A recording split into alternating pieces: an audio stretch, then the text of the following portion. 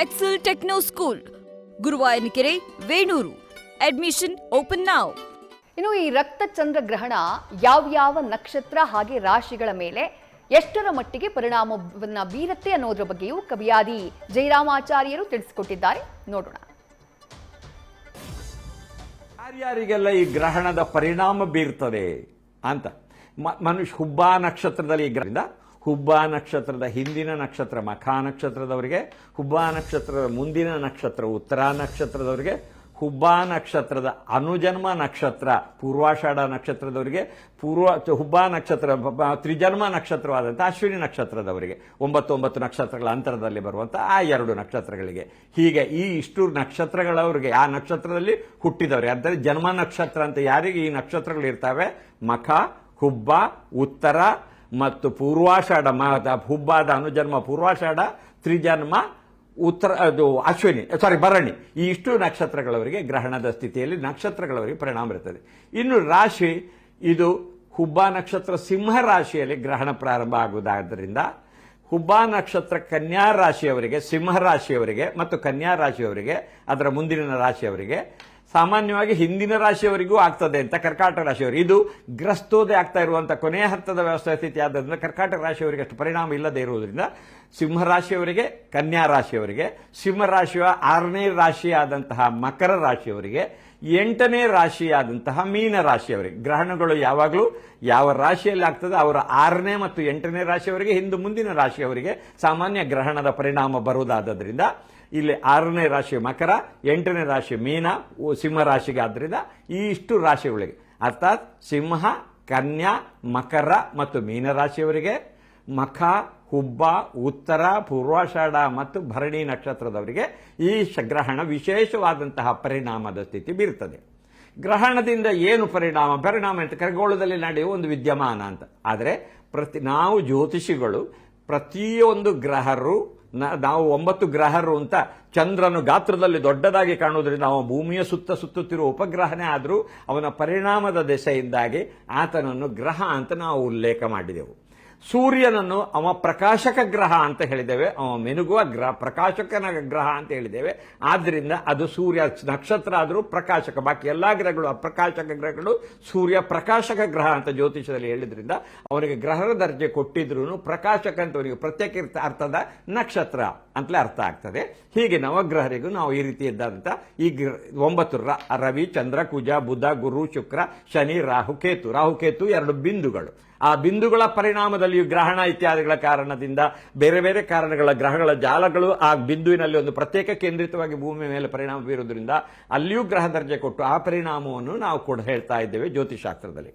ಹೀಗೆ ಗ್ರಹರದ್ದಾದಂಥ ವೈಜ್ಞಾನಿಕವಾಗಿ ಇದು ಸಮರ್ಥನೀಯವಾಗಿಯೇ ಇದೆ. ಈ ಇವರದ್ದಾದಂತಹ ಪರಿಣಾಮ, ಗ್ರಹರದ್ದಾದಂತಹ ಸೂರ್ಯನ ಕಿರಣ ಆ ಗ್ರಹರ ಮೇಲೆ ಬಿದ್ದು, ಸೂರ್ಯನೇ ಸ್ವತಂತ್ರವಾಗಿ ಭೂಮಿಯ ಮೇಲೆ ಕಿರಣ ಜಾಲವನ್ನು ನೀಡುವುದರಿಂದ ಅವನ ಪರಿಣಾಮ, ಸೂರ್ಯನ ಪರಿಣಾಮ ಗ್ರಹರ ಮೇಲೆ ಬಿದ್ದು ನಮ್ಮ ಮೇಲೆ ಪರಿಣಾಮ ಆಗುವುದರಿಂದ ಗ್ರಹರದ ಚಾರದ ಪರಿಣಾಮ, ನಾವು ಹುಟ್ಟುವ ಹೊತ್ತಿಗಿದ್ದಂತಹ ಒಂದು ಫೋಟೋ ಪ್ರಿಂಟ್ ನಮ್ಮ ಜಾತಕ, ಆ ಜಾತಕದ ಗ್ರಹರ ಆಧಾರದಲ್ಲಿ ಚಾರದಲ್ಲಿಯೂ ಸಮೇತ ಇರುವಂತಹ ವ್ಯತ್ಯಸ್ತವಾದ ಪರಿಣಾಮದ ಆಧಾರದಲ್ಲಿಯೇ ಫಲಜ್ಯೋತಿಷ್ಯ ಅಂತ ಸೃಷ್ಟಿಯಾಗಿದೆ. ಅದರ ಮುಖಾಂತರ ನಾವು ಜ್ಯೋತಿಷದ ಪರಿಣಾಮಗಳನ್ನು ಹೇಳ್ತೇವೆ. ಹಾಗಾದ್ದರಿಂದ ಚಂದ್ರನ, ಸೂರ್ಯನ ಮತ್ತು ಈ 2 ಬಿಂದುಗಳದ್ದಾದಂಥ ರಾಹುಕೇತುಗಳ ಬಿಂದುಗಳದ್ದಾದಂಥ ಎಲ್ಲ ಪರಿಣಾಮವು ಮನುಷ್ಯನ ಮೇಲೆ ಆಗ್ತದೆ ಅನ್ನೋದನ್ನು ವೈಜ್ಞಾನಿಕವಾಗಿ ಸಮರ್ಥನೀಯವಾಗಿ ಅದು ಆಗಿದೆ ಅನ್ನೋದನ್ನು ನಾವು ಪ್ರೂವ್ ಮಾಡಲಿಕ್ಕೆ ಆಗ್ತದೆ. ಯಾಕಂದ್ರೆ ಮನುಷ್ಯನ ಮೇಲೆ ಪರಿಣಾಮ ಆಗೋದು ಕಾಣ್ತದೆ. ಚಂದ್ರನ ಪರಿಣಾಮವನ್ನು ನಾವು ಕಾಣ್ತೇವೆ. ಚಂದ್ರನದ್ದಾದಂಥ ಪರಿಣಾಮ ಹುಣ್ಣಿಮೆ, ಅಮಾವಾಸ್ಯೆ ದಿವಸ ಮನೋವೈಕಲ್ಯ ಜಾಸ್ತಿ ಆಗ್ತದೆ, ಮನಸ್ಸಿನ ಆಹ್ಲಾದ ಚೆನ್ನಾಗಿ ಆಗ್ತದೆ, ಒಂದು ರೀತಿ ಮನಸ್ಸಿಗೆ ಒಂದು ಶಾಂತತ್ವ. ಚಂದ್ರ ಆ ಹೊತ್ತಿನಲ್ಲಿ ನಾವು ಚಂದ್ರನನ್ನು ನೋಡ್ತಾ ಇದ್ರೆ ಅಥವಾ ಅವನದ್ದಾದಂತಹ ವಾತಾವರಣದ ಒಂದು ವ್ಯವಸ್ಥೆಯಲ್ಲಿ ನಾವು ಪಾತ್ರರಾದಾಗ ಅವನದ್ದಾದಂತಹ ಪರಿಣಾಮದ ಸ್ಥಿತಿ ಬೀರುತ್ತದೆ. ಹೀಗೆಲ್ಲ ಆಗ್ತದೆ.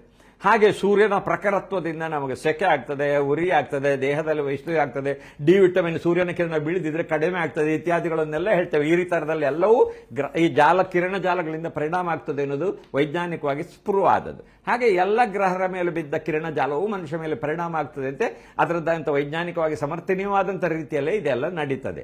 ಯಾಕೆ ಅಂತ ಹೇಳಿದ್ರೆ ಇದರ ಪರಿಣಾಮದ ಆಧಾರದಲ್ಲಿ, ಪ್ರತ್ಯಕ್ಷವಾಗಿ ಹೀಗೆ ಅಂತ ಹೇಳುವುದಕ್ಕೆ ಪರಿಣಾಮದ ಆಧಾರದಲ್ಲಿ ಅದರಿಂದ ಪರಿಣಾಮದ ಈ ಒಂದು ಶಾಸ್ತ್ರ ಶಾಸ್ತ್ರದಲ್ಲಿ ವೈಜ್ಞಾನಿಕವಾಗಿ ಇದನ್ನು ಪ್ರೂವ್ ಮಾಡ್ಲಿಕ್ಕೆ ಬರ್ತದೆ.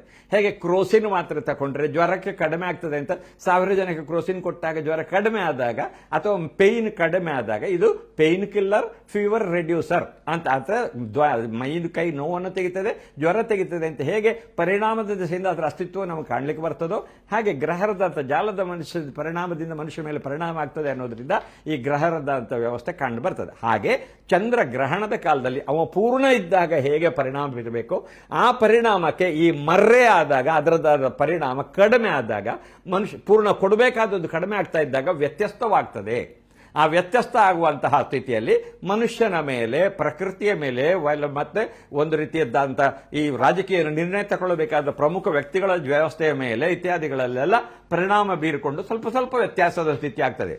ಏನೋ ದೊಡ್ಡದಾದಂತಹ ವಿಕೋಪ, ಚಂಡಮಾರುತ ಬರುವುದು, ಭೂಕಂಪ ಆಗುವುದು, ಸುನಾಮಿ ಬರುವುದು, ಕ್ಷಾಮ ಆಗುವುದು ಇತ್ಯಾದಿಗಳೆಲ್ಲ ಗ್ರಹಣ ಕಾಲದಿಂದ ಆಗುವುದಾಗಿದ್ರೆ ಸಾಧಾರಣ ನಾನು ಹುಟ್ಟಿಯೇ 70 ವರ್ಷ ಆಯಿತು. ನಾನು ಸಾಧಾರಣ 100-150ಕ್ಕೂ ಹೆಚ್ಚು ಗ್ರಹಣಗಳನ್ನು ನೋಡಿದ್ದೇನೆ.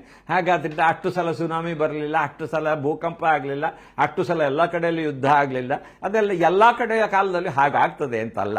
ರವಷ್ಟು ಮನುಷ್ಯನ ಮೇಲೆ ಪರಿಣಾಮ ಗ್ರಹಣದ ಕಾಲದಲ್ಲಿ ಚೂರು ಚೂರು ಪ್ರತಿಯೊಬ್ಬ ಮನುಷ್ಯನಿಗೂ ಆಗಬಹುದಾದಂಥ ಸಂಭವ ಇದೆ. ಆ ರಾಶಿ ನಾನು ಈಗಾಗಲೇ ತಿಳಿಸಿದ ನಕ್ಷತ್ರದವರಿಗೆ ಜಾಸ್ತಿ ಆಗಬಹುದಾದಂಥ ಪರಿಣಾಮ ಇದೆ. ನ್ಯೂಸ್ ಫಸ್ಟ್ ನಿರ್ಭೀತಿಯಿಂದ ನಿಮ್ಮ ಪರವಾಗಿ.